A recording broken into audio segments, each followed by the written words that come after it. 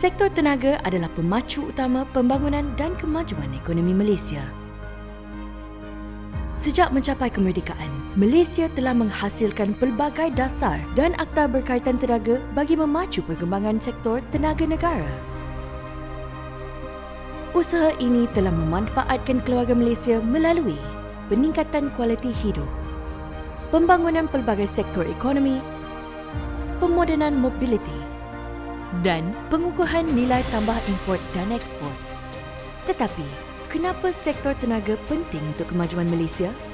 Sektor tenaga menyumbang sebanyak 28% kepada keluaran dalam negara kasar.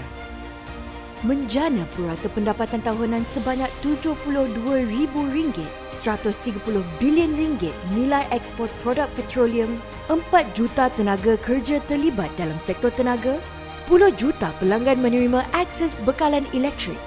Sektor tenaga tidak terkecuali daripada mentepani pelbagai cabaran luar jangka dan kompleks seperti sumber tenaga domestik yang terhad, pencemaran alam sekitar dan perubahan iklim global, kebergantungan yang tinggi kepada sumber tenaga fosil, ketidaktentuan geopolitik dunia.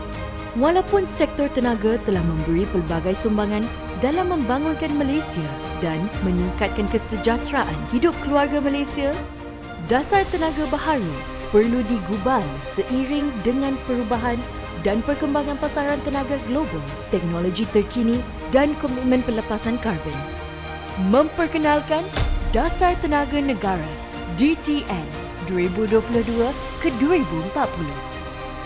Bagi menjayakan visi sektor tenaga sebagai pemangkin sosioekonomi dan kemakmuran bersama, kita perlu tingkatkan daya tahan makroekonomi dan keselamatan negara, capai tahap kemampuan dan kesaksamaan sosial, jaminkan kelestarian alam sekitar, bertunjangkan aspirasi negara rendah karbon 2040, 9 sasaran terpilih telah digariskan meliputi peratus perkongsian mod pengangkutan awam bandar, peratus penggunaan kenderaan elektrik, standard bahan api alternatif bagi kenderaan berat, peratus penggunaan LNG sebagai bahan api alternatif bagi pengangkutan marin, peratus penjimatan kecekapan tenaga oleh industri dan komersial, peratus penjimatan kecekapan tenaga oleh industri, jumlah kapasiti terpasang dalam RE, peratus arang batu dalam kapasiti terpasang dan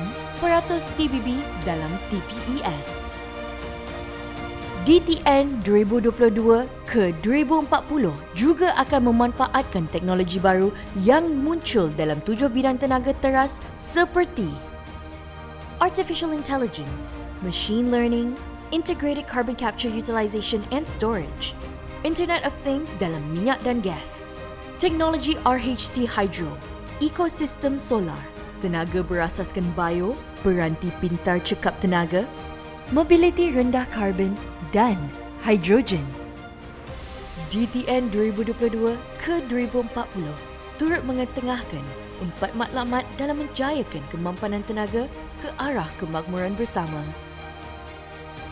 Yang pertama, pembangunan ekonomi. Yang kedua, keselamatan tenaga.